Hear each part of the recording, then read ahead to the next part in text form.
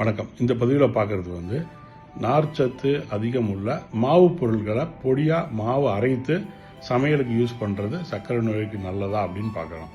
இப்போ குறிப்பாக முழு தானியங்கள் யூஸ் பண்ண சொல்கிறோம். அது சில அவசரத்துக்கும் தேவைக்கும் எல்லாரும் பணிக்கு போகிறப்போ யூஸ் ஆகிற மாதிரியும் அதில் சர்க்கரை அதிகம் ஏறாத மாதிரி இருக்கிற சில பொருட்களை நீங்கள் சேர்த்துக்கலாம். குறிப்பாக பார்த்தீங்கன்னா ஒன்று பாதாம் பொடி அரைச்சி வச்சு பண்ணிக்கலாம், ஃப்ளாக்ஸ் சீட், ஓட்ஸ் பவுடர், சோயாவை பொடி பண்ணி வச்சு அதில் கலந்துக்கலாம்.